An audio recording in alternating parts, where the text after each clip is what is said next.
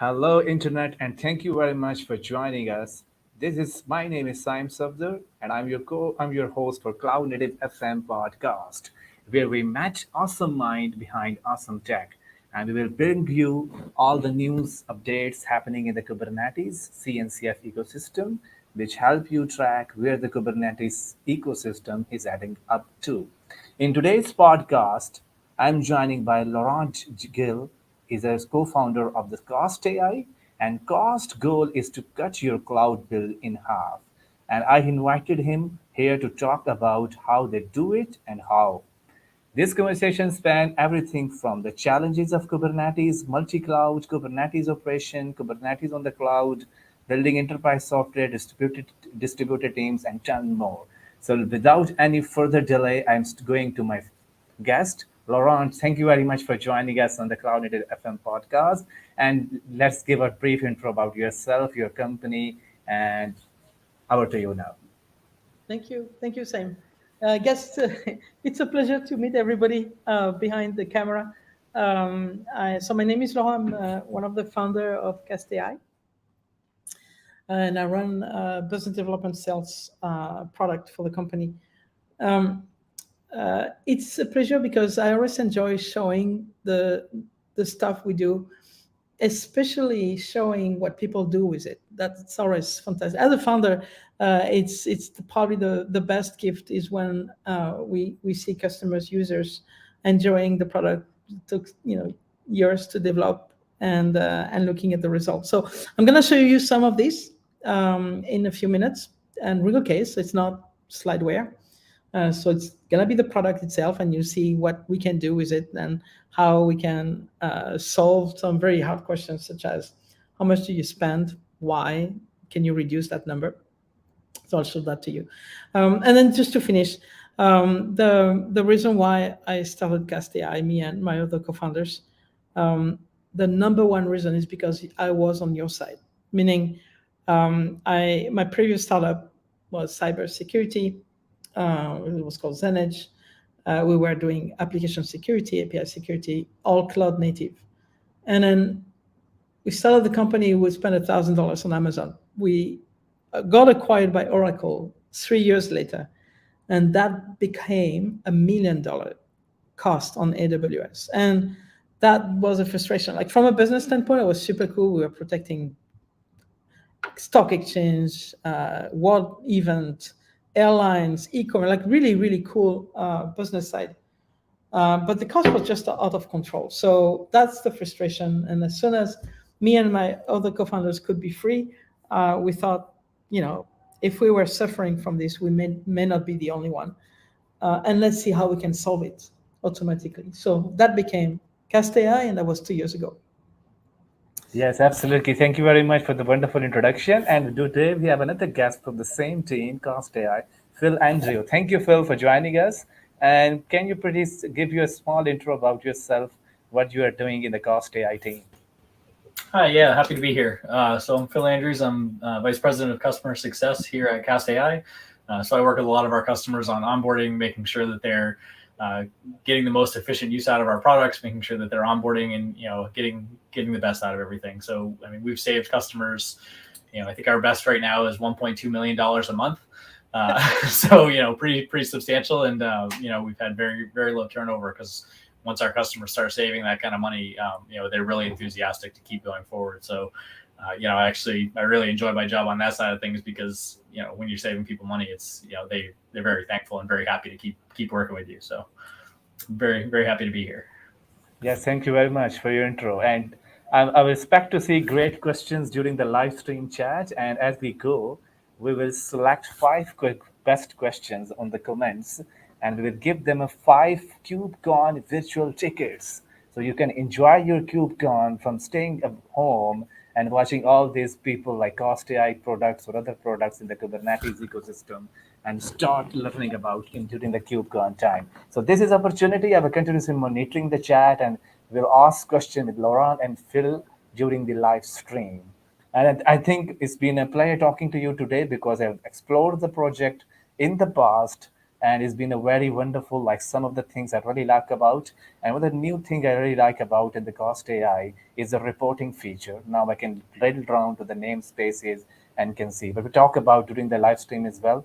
But I think Kubernetes is a challenge, and costing is a huge challenge in Kubernetes because you always and start with the one cluster, one node, and you end up having 100 nodes and millions of pods running inside there. So I think you need to keep track of it. So now, Laurent, I'm going to you, and if you have some demos or anything you need to discuss or start sharing your screen, we can discuss, and I will ask question as we go.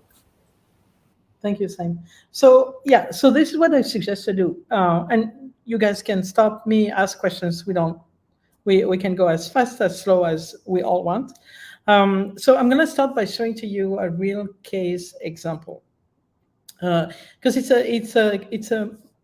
a unicorn. Oh, it's actually a deca, so it's a big one. It's a decacorn based in the Bay Area, in Silicon Valley in the US. And I'm going to show you the before and after optimization. You'll see cost reporting at the same time. And the good thing here is when you'll see the tool, I'll show you some of the strategies that the AI engine used to reduce the cost. It's very interesting because it's not theoretical. It's really it's a real thing. And then I'll show you more example of this on much larger applications. So you see how that thing scale. And then if we have time at the end, we can also show it from scratch, meaning you have a cluster, you see how easy and simple it is to onboard, you get your cost report. We just released a security reporting. It's all free. It's free forever. It's a SaaS business. So we keep the data as long as you want. So you can see your cost reporting over day, over time, over namespace, and even to the workload. And the same for security and compliance. But then we will activate the engine, so you see the engine in real time, starting to make changes. So that's for the end. So let's start by a customer. So Saim, I'm going to share my screen, but tell me if it works.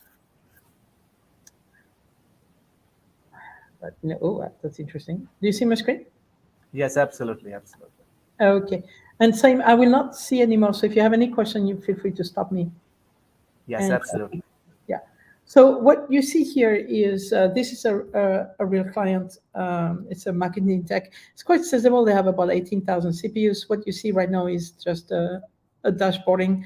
They have all these applications typical of a customer this side. They have some production. They have actually three, one monitoring and two production, and then they have a staging. I'm going to show you the staging because then it's easy to look at. This customer is based both in US West and US East, as you can tell. And this little logo here means it's EKS. So it's on Amazon. Two of these clusters are managed by us. So these two clusters are read-only. That means it's the free product. So it's unlimited cost reporting and security. These two here are read and write. So the cluster is managed by our autoscaler. So let's go there. I'll show you the staging. And so this is dashboard for one cluster. This is a very simple dashboard. Just tell you, hey, there are 29 nodes. Out of the 29, 20 are managed by the AI and cast engine. 9 are still managed by EKS. This is typical of clients that sometimes they keep some on EKS and others on cast AI. You can see how you can break your cluster this way.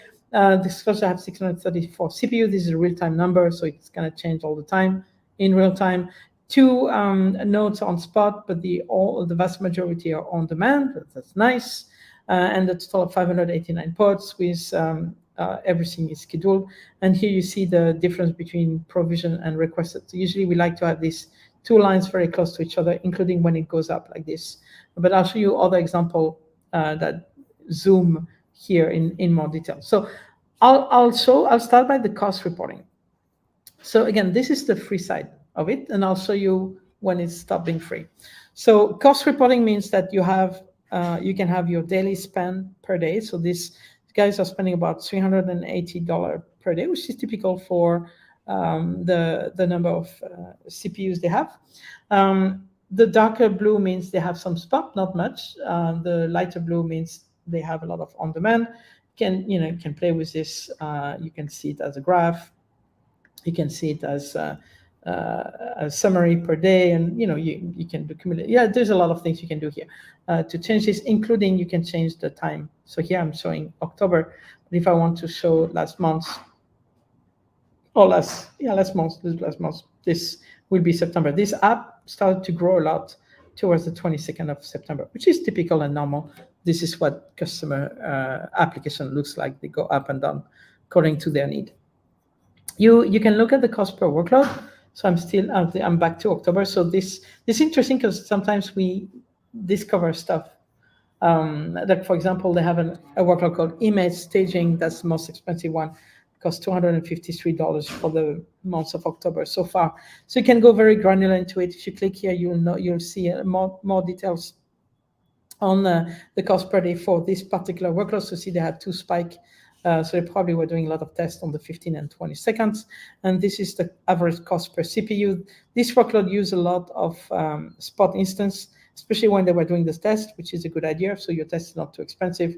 So the normalized cost per CPU is only almost $15 per CPU per month, which is normal for a blended price with mostly spot instance and just a little bit of on demand. So you can really go deep. These are all the detail per day. They requested 10 CPUs. There's a lot of information here. You can also do it by namespace. And here, the guy used the namespace default. Like I think a lot of us are still doing it like this. But you can go granular. If you want to know this one, what's my monitoring namespace costing me? Well, it's 9% of the cluster, and it's $369 in that case. And then these are the workload that they use for monitoring. Right? So Kibana, Datadog, I think most of it is probably a Datadog process. So that's how, the Datadog here. So that's how you can look at this cost reporting. But the most interesting piece is, let's see what happened when we unleash our AI engine to reduce the cost of these guys. So we did this in April, so the first week of April. So I'm going to show you the before and after. And then I'll show you how that happened and what were the strategy that the engine used. So I'm going to show you the cost between the 23rd of March and the 20th of September. And yeah, this is what happened when the customer asked the AI engine to manage it. So beginning before us, they were spending a little bit more, $360, $350 per day on that cluster. After onboarding, that number became $129. And if you look at May and June, July, August, it's fairly similar at that level. You see this spectacular cost reduction in about 4 days. And the reason is the customer wanted to take that time, and they wanted to see how the engine would behave and what kind of strategy the engine would use to reduce the cost. But the cost reduction is fairly significant. It's a small cluster, but you're still reducing your cost by 67%. It's almost like, it's a bit more than 2/3 cost reduction between the before and after. So, but I'll show you what happened and why the cost went down. The first thing you notice is, before us, they were using all on demand. You see, there is nothing in spot here. So the entire application cluster was on demand price. After onboarding, the AI engine suggested to use some spot instance. You see the percentage in dollar spot instance went to almost 30%, 40% of the cluster in dollar terms, so in cost terms, went to spot instance, but not all of the cluster. And that's one of the advantage of using a managed solution like ours. We're not the only one, but one advantage of using solution like us is that the engine is automatically looking at these containers, the workload you have, and is trying to identify which of these workloads are friendly to spot instance and which one are not friendly to spot instance. There's a lot of heuristics there, but think of this as, if I have a container, a pod that is highly duplicated, that usually is a good signal to the engine that says, well, if you have a duplicate of 10, 50, 100, that means that this container is fairly simple to scale up and scale down, and it's a good candidate for using spot instance. But that's not the only one. Is the container stateless or stateful? You can imagine that if it's stateless, then it's even easier to use spot instance.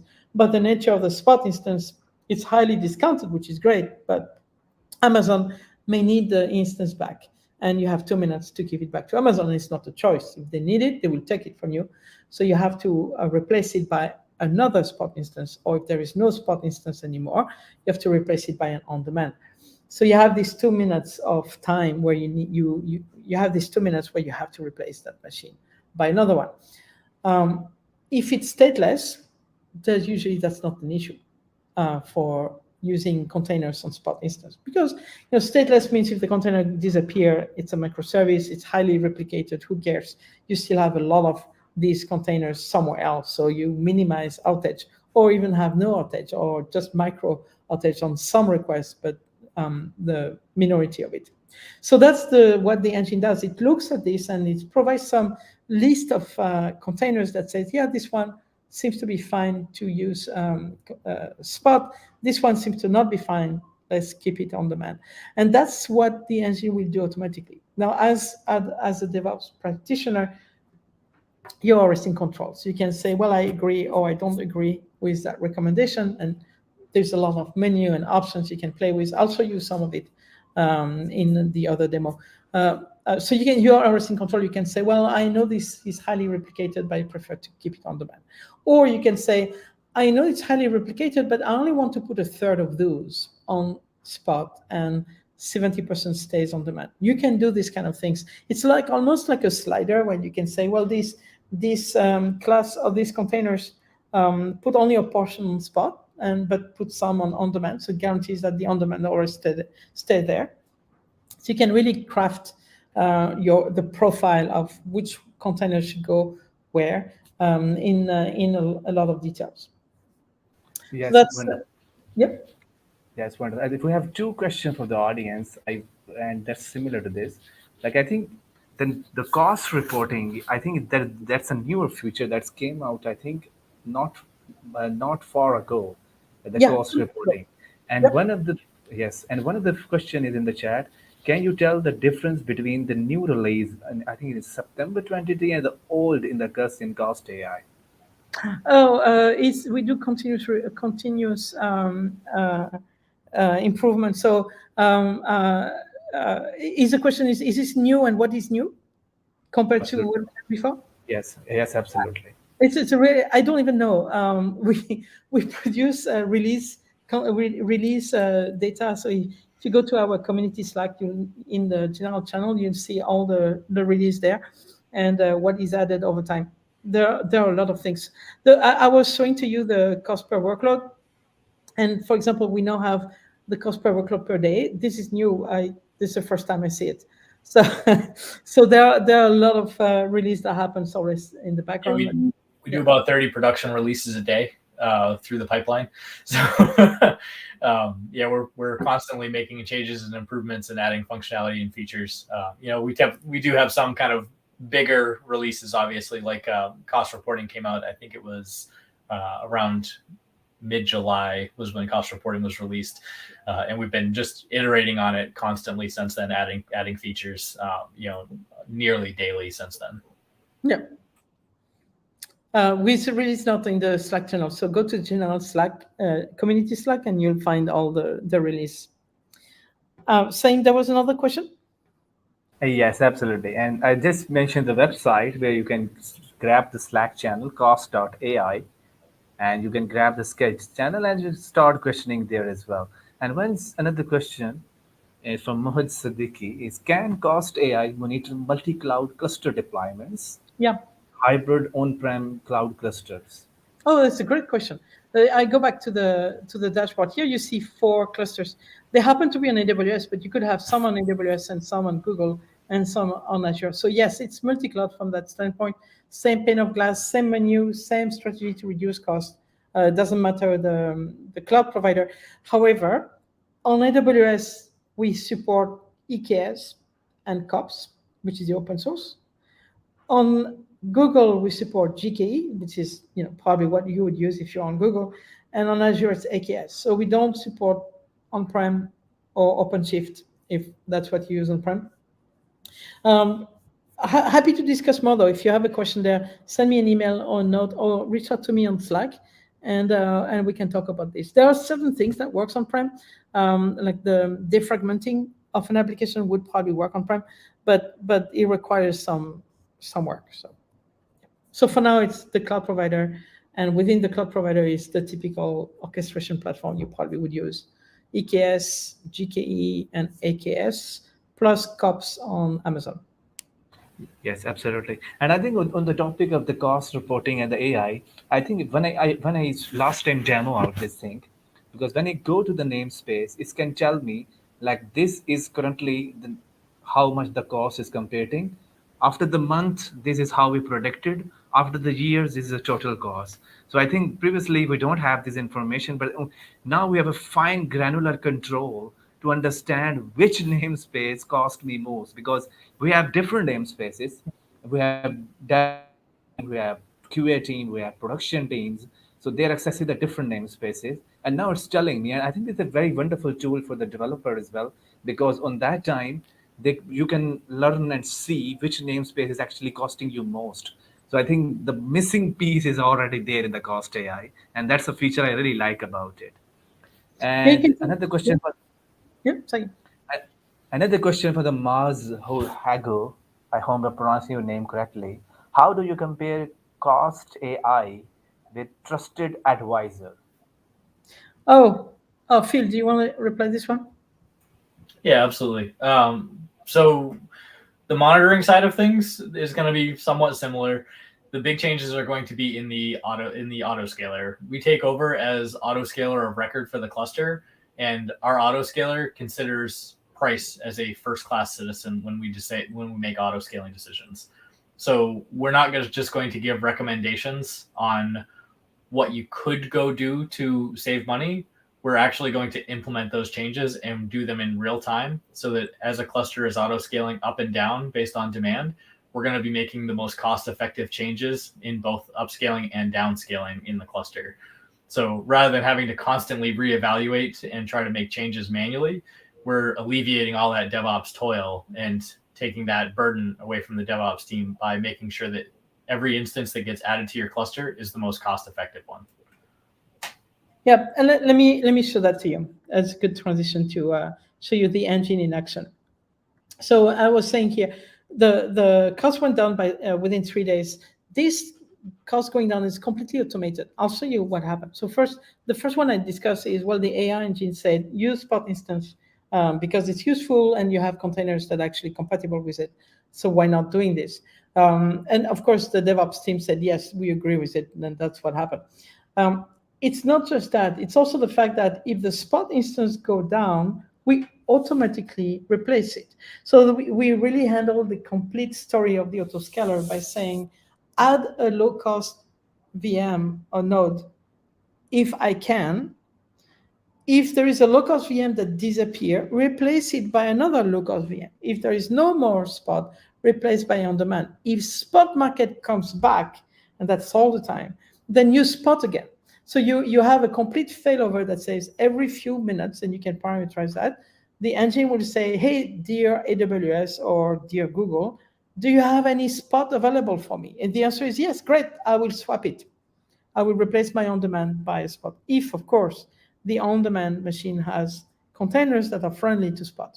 So it's a piece of mind or an automation that says, we almost act like we are another DevOps engineer of your team, but that's one that works 24/7, that is obsessed by one thing, which is I want to automate my cost allocation and my cost savings, and I'm looking for any strategy I can to do this.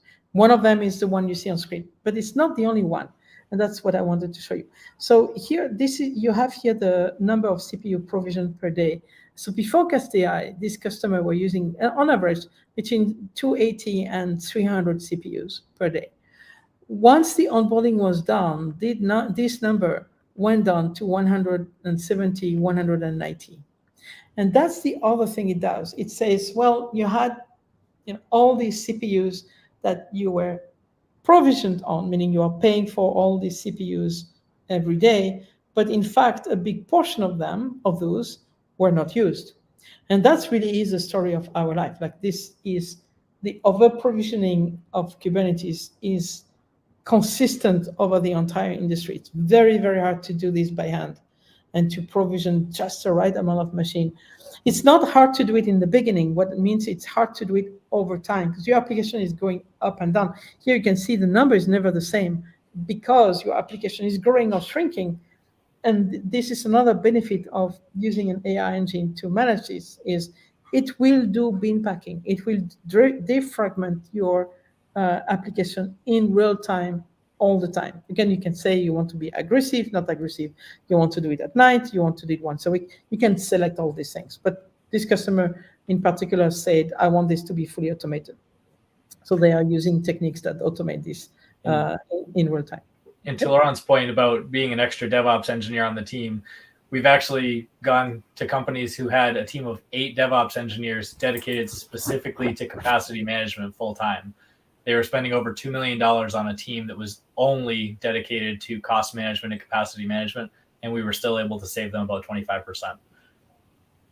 So yes, it was a significant difference there. Yes, absolutely.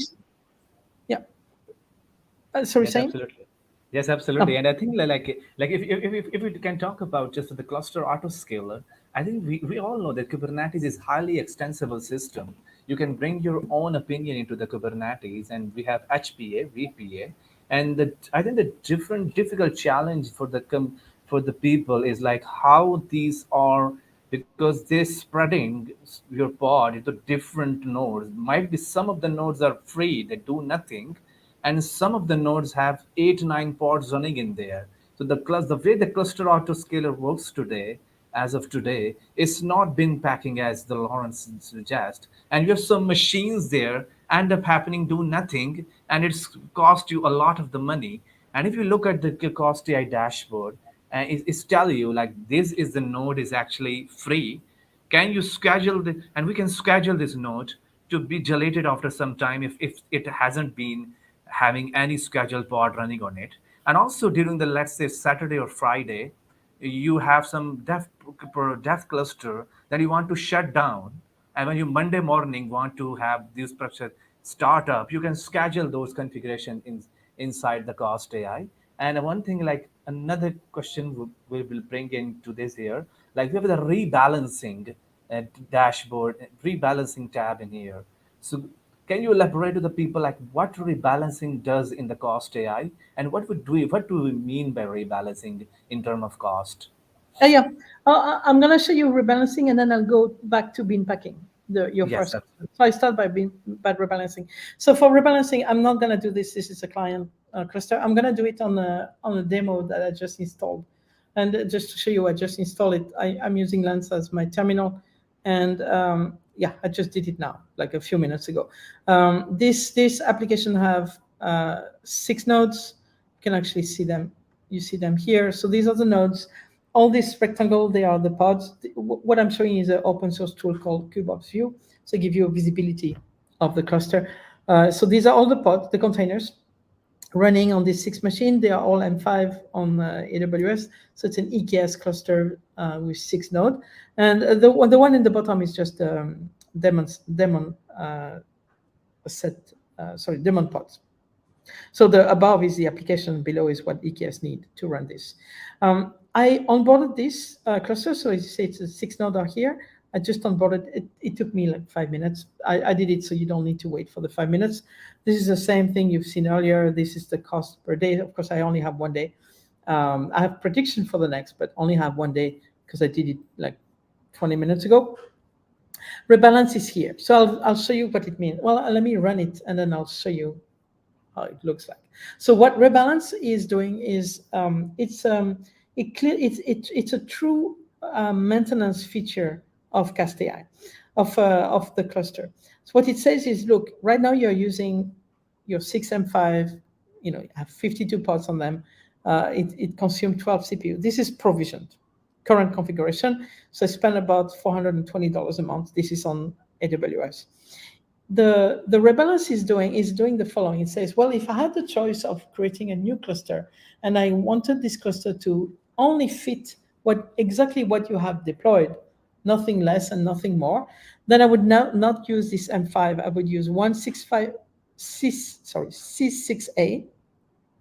And I use one spot, C5A. The reason why it says one spot is because I told him in this menu to use spot instance. I'll show you the menu before I run it. Actually, I'll show you the menu after I run this, because this will take a few minutes. So it says the following: considering the containers I have on these are the nodes. Considering the containers, the pods, sorry, I have on this cluster, instead of having 6 and 5 that are on demand, I could have one on demand and one spot. And instead of having 12 CPUs, I just need 6 of them. So over provisioning is 2x, and I'm using on demand. I could use a lower cost spot instance here. You see the spot instance cost per CPU is it's half the price. It's actually more than half. It's probably 60% cheaper to use a C5A. Same as before, it doesn't put the entire thing on spot because there are some containers that are not spot friendly. And so the engine says, look, the most efficient configuration, knowing what this application has in terms of configuration, is these 2 nodes. And my end cost probably is around $102. So if I click on rebalance, this is going to happen. I will create these nodes in the cluster, in the EKS cluster. I will gracefully move my 52 pods into these 2 machines, and I will move them like this, 19 and 21. And then I will delete the 6 and 5. So let's do it. So I just click on rebalance. It's happening now. So right now, I'm starting by creating nodes. And you see this slider that will go from 1 to 100%. Then I will gracefully move the pods around from the old one to the new one. And then I will delete, once this is done, I will delete the old nodes, and I will end up having something that will be super optimized. Now, I think I set up some headroom, so I probably will have more than 2 nodes at the end. But let's see, it's happening right now. So I'm at 10% of pod creation. If you look here, you'll probably see in about a minute 2 new nodes that will join. And then in a few seconds after, you'll see some of these pods here will start to move and being deployed on the 2 new nodes that will appear on that screen at some point. So it's happening right now. This is real time. Usually it takes about 2 or 3 minutes to finish the entire thing. If you have a big cluster with 10,000 pods, that probably would take 30 minutes, but it's a fully automated feature. A lot of customers do that at night, and they do that automatically at night. So it's kind of the nice way to do a reset, or they do it once a week or once a month in on the Saturday at 5 a.m. ish. So it doesn't impact anything. I think some nodes have been created already. So yeah, you see the 2 new nodes.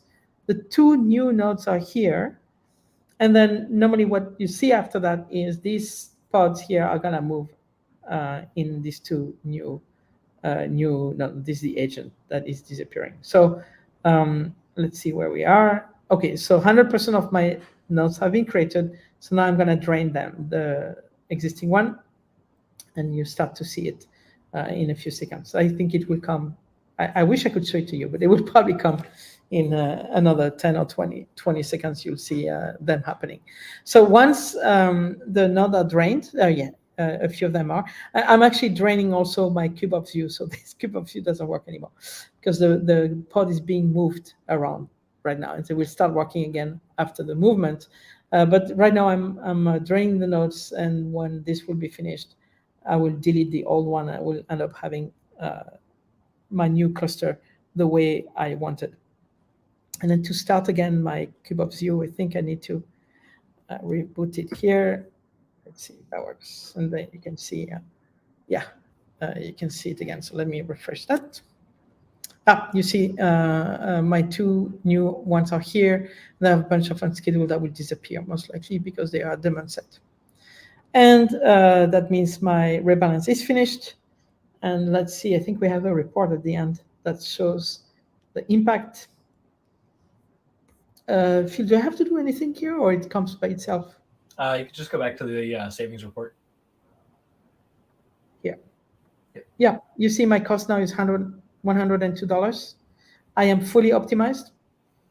And these are my 2 nodes that were created. And I think the rebalance have a completed. So it took 2 minutes and 44 seconds. I went from 420 to 102. And I am really at 102. I this is how I reduce my cost by 4x in two Yes, minutes. absolutely. 40, Yes, yeah. absolutely.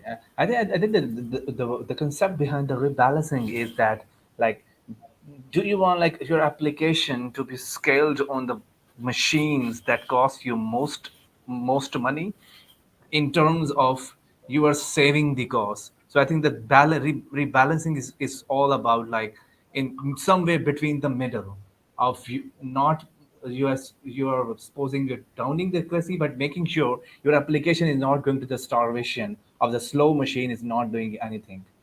So I think it's a wonderful feature in the Cost AI. So now time to bring in more question in here. So one question I can see: how does the read-only Cost AI agent work, and Oh, what data can it read?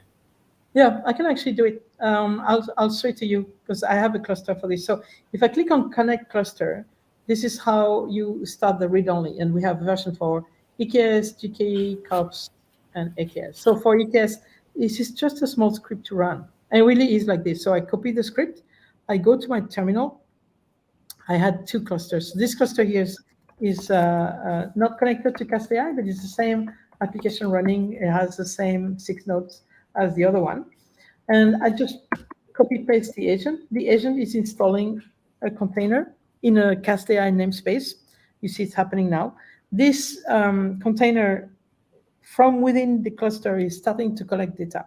But the data is only metadata, meaning how many nodes do I have? How much do they cost? What kind of nodes? How many CPUs? What other pods? How much memory and CPU they need or they request? So all this metadata goes to our mothership for the AI engine to produce a report. And if I go back here, say I click on I run the script, the cluster is connected successfully, and that means I'm going to have my first report. We call it the savings report. It's the one that shows you how much savings you have. So here it tells me, look, if you were using Castea, you would save 75.5% of your cost. These are all the pods that are recommended to use on Spot, but not all of them. As you can tell, those ones are not recommended to use Spot. And you can agree to disagree or agree to agree on this. Once you agree to agree or disagree, then the AI engine will use your agreement to process. And it says, look, you are spending 420, you should really spend 102. And by the way, that's exactly the number I obtained on the other cluster, the 102.86. One thing, by the way, Sam, you can see is I forgot to mention the type of machine we suggest are different. So this is an M5, which is memory optimized. So it has two CPU. The ratio is one CPU for 4 gig of RAM. That's what we call memory optimized. And it's an Intel processor. This guy here, the C family, is compute optimized. So the ratio of memory to CPU is 1 to 2 instead of 1 to 4. So it has less memory per CPU, probably because we didn't need all that memory. And the letter A means AMD. So AMD is about 5 or 6% cheaper than Intel. And so the engine knows that and says, well, if it's on demand, you'd better use AMD because they're cheaper. Then why not doing that? And that's what it says. And look, the cost is here. CPU per hour is 4.8 cents on the M5, but it's only 3.8 cents on the AMD side, of course, because there's also less memory. And then the second one is the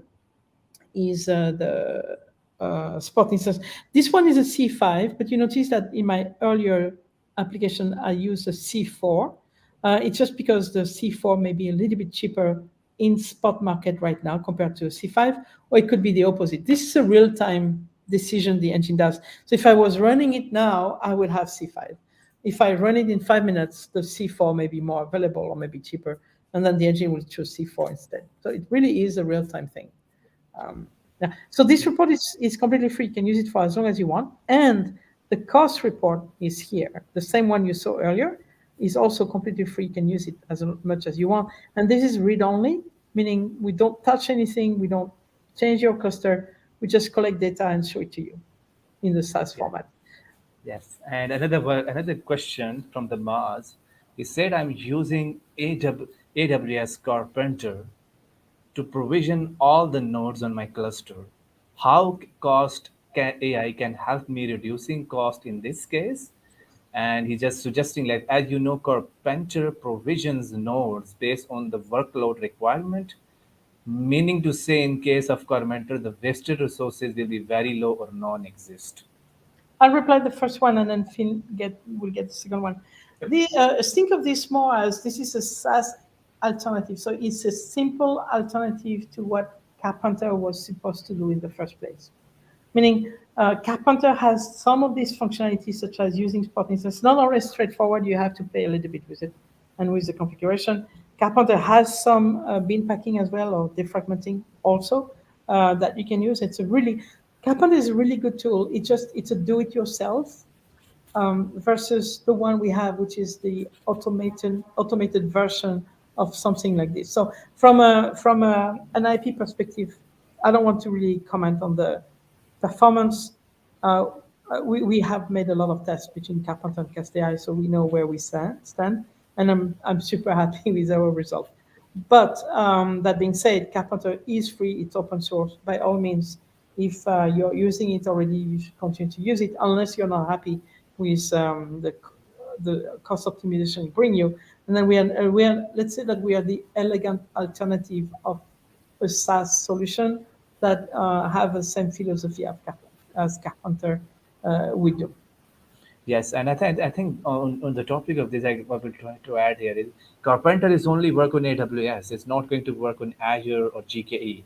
So Cost AI is for the three of the major cloud. Like it's been AWS, GKE, and Azure, and it's worked everywhere. So I think that's an added benefit our Carpenter is. Yeah, Carpenter is worlds better than the default cluster autoscaler, but it's still what you would experience from an open source project. It's still like Laurent said, it's very DIY. There's a lot of setup involved. There's a lot of configuration involved. We've had several customers who did head-to-head of Carpenter versus us because they would prefer, we're obviously a paid offering. They would prefer to not have to pay. And so they went and tested Carpenter, and every single time they've signed with us. And that was because, for several reasons, they felt like the performance was a little bit better, and they felt like the support was better, and the setup was a lot simpler and easier. So I do think Carpenter is a step in the right direction, but our platform is a lot more performant, and we also offer the cost monitoring and as well alongside of it, which Carpenter does not offer any type of monitoring or reporting on the costs. Yep. Yes, absolutely. Yes, absolutely. I think like it's all about, like, I think in the IT there's all about like how configurations versus control is all about. I think if you use Cost AI, it's intelligent, efficient enough, and you just do a small clicks and everything is managed for you. But in the case of Carpenter, you need to tweak some settings and you need to tell Carpenter how to provision yourself. You give some strategies beforehand to the Carpenter, and it's do the effective. But in the Cost AI world, is do that for you, lifting out your responsibility to the Cost AI team, and they are actually efficient enough to tell you the decision you are making as well. So I think that's another. And so to continue this, I'm going to show you some extreme use case, and you'll see how deep you can go. So Yes, what I'm going to show you is a very large application. It's in Southeast Asia. It's an application that have more than a few thousand, has I think 10,000 CPUs. And I'm going to show you the before and after of bin packing, so you see how efficient, how difficult it is on the first place. I'll show you the before, and I'll show you the after, and we'll give you some form of it. So again, it's a real thing. So I'm going to show you Grafana. I may have to. I guess I need to find the password. So give me 10 seconds. I stop sharing my screen. Sorry, I need to look for the password, and I'll get back to you as soon as I find it. But yeah, I'm going to show you a before and after on a very large application and how bin packing happened, and the power of using an AI engine to do bin packing. You see instantly what that means. Okay, I'm logged in now. Let me share my screen again. Here, present, share screen. All right. Same, do you see my screen? Yes, I can see it. Oh, okay, okay. Let me go back to here. So this is, let me select CPU requested and provision. This is before CastAI. This is 24 hours of this application. So it's typical of a consumer-driven app. So you have, at night people are sleeping. This app uses a lot of HPA, so that's why it goes up as people are using the service, and then at night again it goes down. The yellow is the CPU requested. The blue is CPU provision. The difference between blue and yellow is over provisioning. So if you look at this time here, customer is paying about 12,000-ish CPUs, but only need 4,000. So at this moment, like 1 p.m.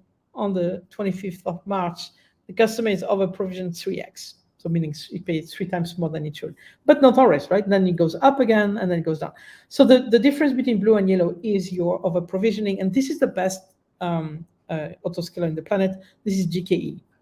At least the inventor of Kubernetes. So that's the best you can do with the standard autoscaler on this application. Even though this application uses HPA and use it very, very well, that's the kind of the waste. And I'm going to show you the after. So the after was, I think, sometime in May, and this is a difference. And you see here, it's the same app, so the same 24-hour flavor, but now the blue and the yellow are much closer to each other. And that's what you can do when you use an automated system. The idea is we fiercely provision things when you need, and we go very fast, right? I mean, from here, we went from 7,000 CPUs to 13,000 CPUs. Like we added 7,000 CPUs in 2 or 3 minutes. Like that's how fast it goes. But we also reduce really, really fast. And that's the beauty of doing, and that's the beauty of using automation with an engine that has been trained to look for these opportunities. And here, it's not that, oh, there is 100 servers that are 0. No, they are all used. That's the problem with Kubernetes. All the machines were used, they were just not used a lot. And so what Cast does is it moves pods around, try to defragment this application, but it does it so fast that you're able to go up and down at the speed required for this application. This is extreme. I mean, look at this. This app at the max used 26,000 CPUs. This customer total use about 500,000 CPU at peak. So it's a really, really significant user of Kubernetes, of GKE, maybe one of the top 10 in the planet in terms of GKE use. But look at the before and after. So this is before, and this is after. And I have to say something. The application has not changed. It is the same application. It has been deployed the same way. In fact, it was not redeployed between March and May. It's just that in May, they turn on our bean packing engine.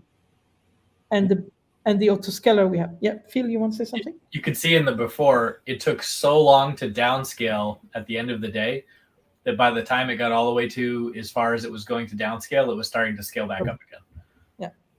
So they never really got to their minimum downscale because it took so long on that downscale. And on the after, we've actually made improvements to our downscaling since this image was done. Now we can actually downscale multiple nodes simultaneously. Oh, that's right. Yep. So this is actually a much tighter downscale now. So instead of having these sloped downscales, it's actually more of a sharp downscale. So you'll actually see it following the ups and the downs of these kind of mountains on the chart, which saves another 8 to 10%, which on the factor of a 26,000 CPU cluster is a significant amount of money every month. Yeah, this is 40%. So between here and here, it's 40% savings on average over one day. And I just want to show you, to turn this on, this is what the customer did. I'll show it to you on my demo app here. So the autoscaler is here. You go to settings, you click on this box, and you make it aggressive or not aggressive. And you click on, let's make it 0 minute, and you click on Save Change. That's it. My bin packing has been activated. But it's a smart bin packing. I want to say this. It's not that, oh, you can delete all these nodes and hope for the best. No, we're not deleting anything. We're looking at what are the containers, the pods, that are the most cost efficiently moved without breaking anything, without any outage. It's the bin packing was designed this way, that says, which node can I start with that has the most bang for the buck, for the most financial impact, if I was successful to empty it. And then it do all these permutations in real time. So it really is trying to say, which node can I use that is the most cost efficient? Sorry, which node I could delete in the most cost efficient way without generating any trouble of performance for this application. You think of this every millisecond. You do it 100 times because you do 100 nodes in parallel, as Phil mentioned, and you get what you get. Phil, you want to add something? Oh, there was a question in chat that I was going to respond to. Go ahead. Yeah, I was going to respond to Muhid's question about Zesty versus Cast AI, if that's okay. No, yep. So Zesty and Cast AI aren't actually inherently mutually exclusive. So Zesty is doing RI management. It's a pretty well-established field. There's quite a few competitors out there that do that. They're just buying and selling reserved capacity for you. So they're giving you a portion of the savings for RIs when you have on-demand instances. That's fine. There's a lot of companies out there who are doing it. I know Doit has an offering like that, and Zesty has an offering, and a few other companies are doing something similar. We're actually reducing the usage. So we're reducing the amount of usage and making it much more cost effective. We do have a few customers who are using both Zesty and Cast AI. Depends on how much on demand you have as to whether it makes sense to do that. Spot instances are always going to be cheaper, but if you can't use spot instances, then a combination of something like Zesty plus Cast AI is actually not a bad situation, because then you get the compression from Cast AI and you get the bin packing, but you get the RI maintenance from a company like Zesty. So they're not mutually exclusive. We compete in slightly different spaces. We're both working on cost optimization, but we're tackling it in different ways. Thank you. Yes, another one. Does Cast AI support on-premise cluster, also be vanilla install Kubernetes, etc.?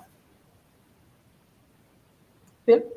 Yeah, so we don't support on-premise largely because there's not a lot that can be done there. We can't add and remove nodes in an on-premise cluster because there's no underlying root APIs, basically. We are likely going to be adding OpenShift probably in calendar year 23, but it will be cloud-based OpenShift, not on-prem OpenShift. Our cost monitoring and analysis piece could be used on-prem. We just need to make some adjustments because we currently identify which cloud it is, and if it doesn't have a cloud associated with it, via the API calls, we would error out currently on the install. But there's no inherent reason that the agent wouldn't be able to analyze an on-prem cluster. We just need to add that support.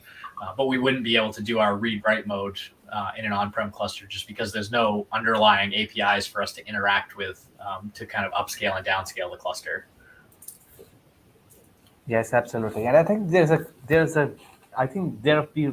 Kubernetes community is working on the cluster API.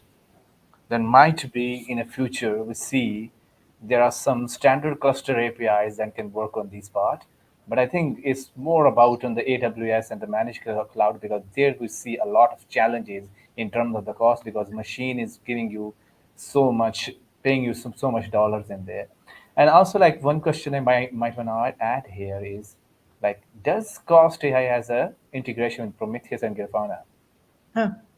Well, yeah, I mean, I'm showing to you Grafana. So yes. Phil, you want to reply? Yeah, we do.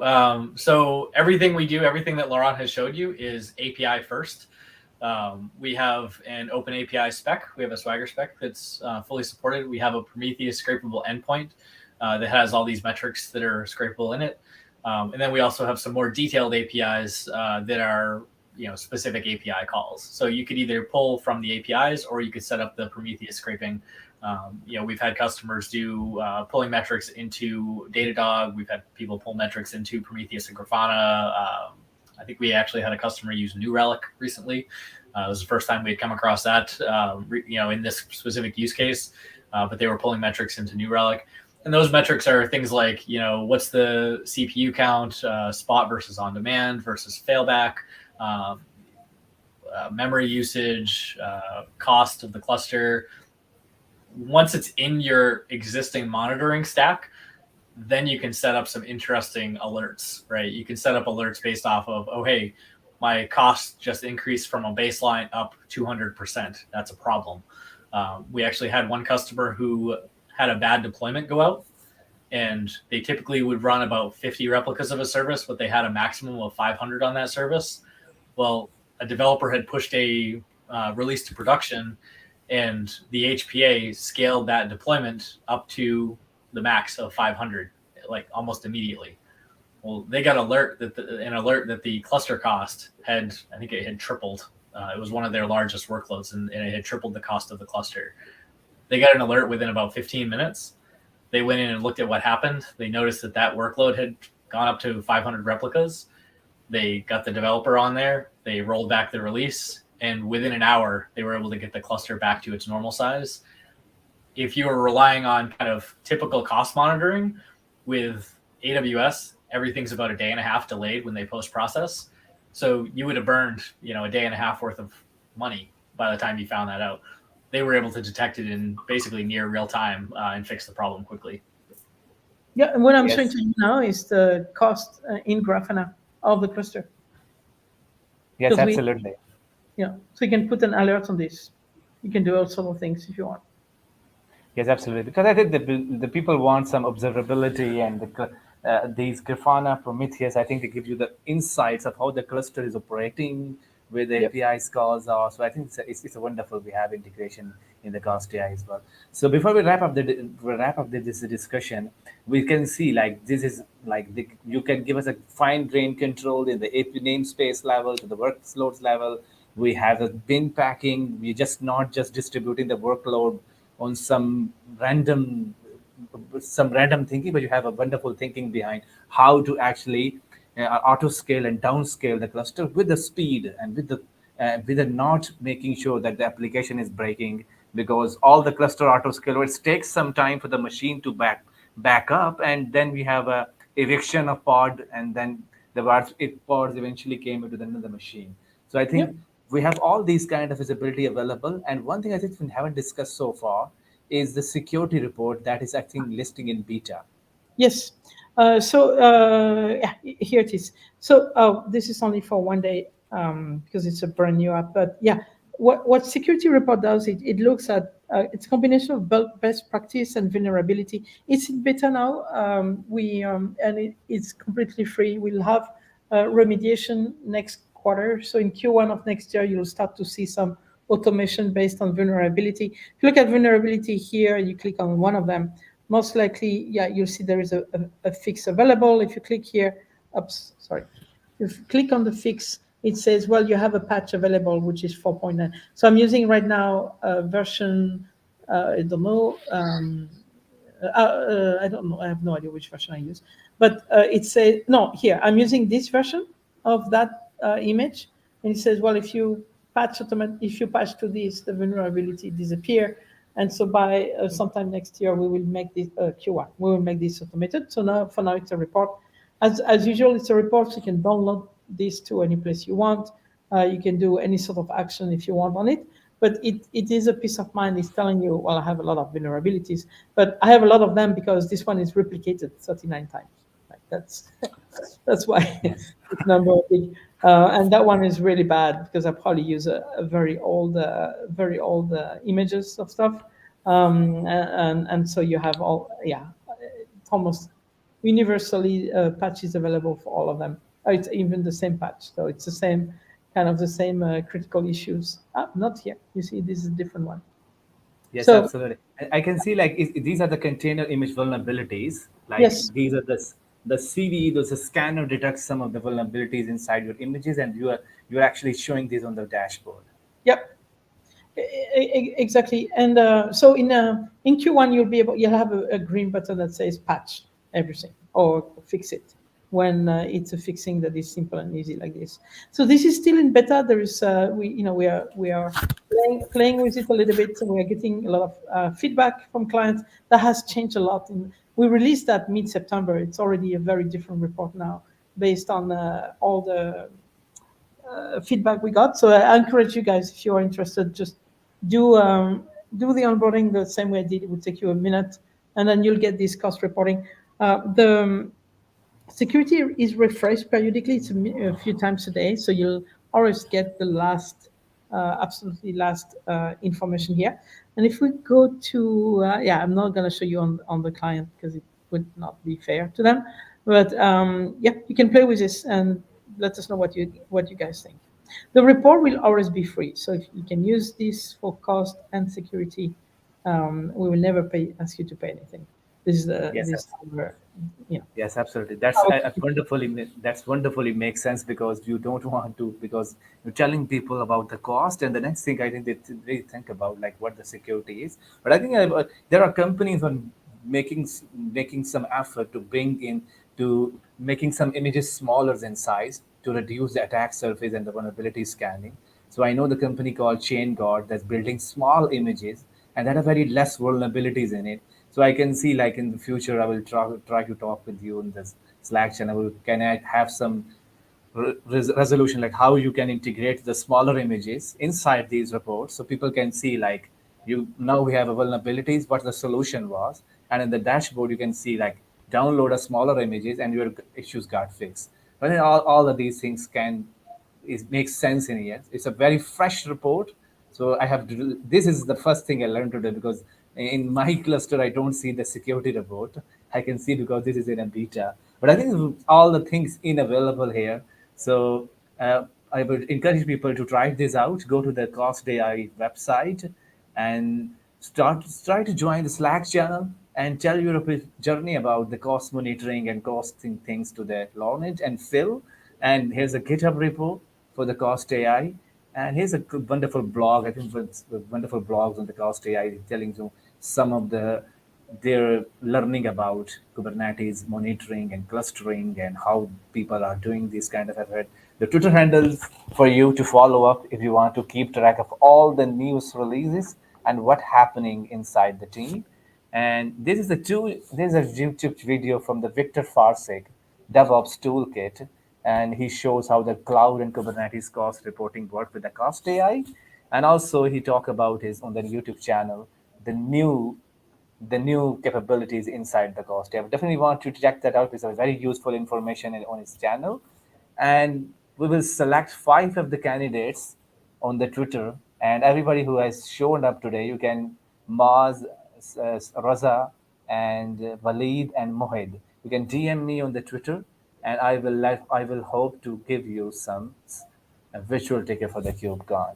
So yeah. definitely, Come and see us at KubeCon, guys. yes, We'll give you the absolutely. tickets. So yeah, that's And look forward to it. yes, absolutely. And before I let you go, like, just the final thoughts on what is a roadmap coming up for the Cost AI and some pointers on where to find Cost AI team in the KubeCon.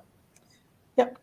So in the roadmap, so like things that excite us a lot is we see a lot of opportunities to do VPA a little bit better than the standard VPA tool. That is by default with the project with Kubernetes. So there's a lot of activities, especially in the AI side of things, that is trying to identify what is the best and most appropriate memory and CPU requested that I should set, and limit that I should set for this container. So we do a lot of research there. This is still research. It's not yet development, but that's something probably will come next quarter. You will see an entirely brand new menu here that will say, okay, optimize also my application, not optimize just my infrastructure, but optimize my application based on usage pattern that the AI engine can identify. So that's one. The second one is of security. As I told you, we will have some automation there. Right now, it's just a report. In next quarter, we'll be able to fix automatically stuff. But the VPAs, I'm super excited. The last area where we do a lot of research is in being able to predict a little bit more the spot market. So a lot of our clients use spot market. This application here is entirely on spot. And what is interesting to us is there are some ways to train an engine to recognize the moment where AWS or GKE or Azure is going to trigger a spot market move. There are ways to predict because we have such a number of huge customers that use this. We have a very, very strong visibility in the spot market um, uh, inventory from the three cloud providers.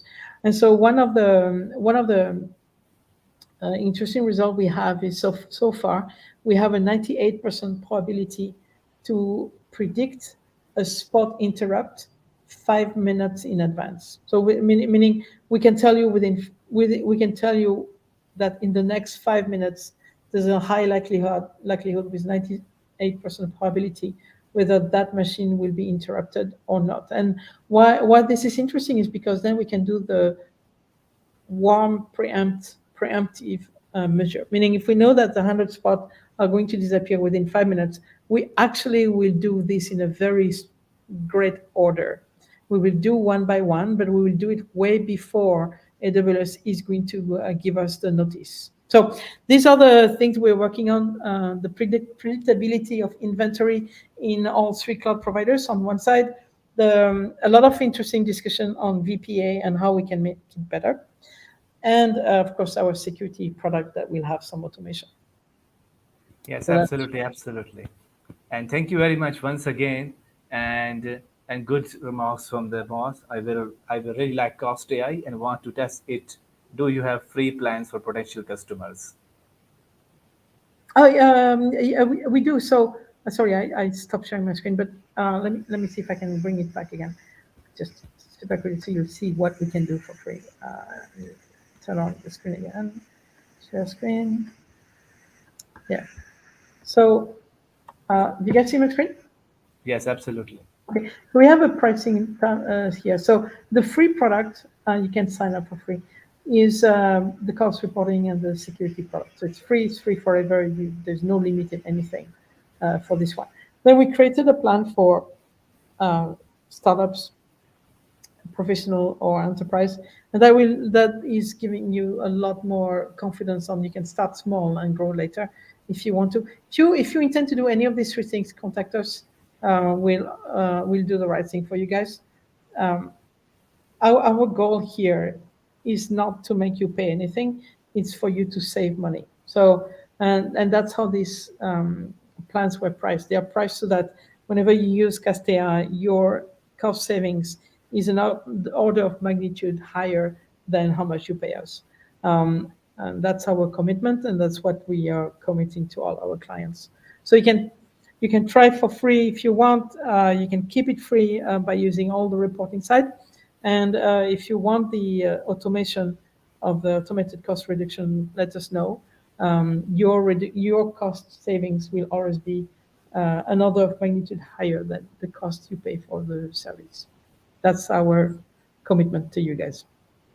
Yes, thank you. Thank you very much. Thank you very much for all who have joined us today on this Cloud Native FM podcast. And if you are going to the KubeCon, please pay attention to the Cost AI team and visit their booth. And their website is cost.ai. Go check out where the KubeCon booth number from the Cost AI team as well. And we will do another workshop on another YouTube channel, Cloud Native Islamabad. The development team will show you how development team will work on the Cost AI. So please pay attention to our Twitter handle. We will make the announcement early next month. So thank you very much once again, Laurent. It's been wonderful talking to you. And Phil Andrews, it's been a great insights about this tool. And this is I've learned so much, a lot new things about how things are working. And it's been a pleasure talking to you. Stay healthy, stay safe, everyone. Bye bye. Hope to see you Thank you. again in another episode. Yep. Bye, everyone. Bye.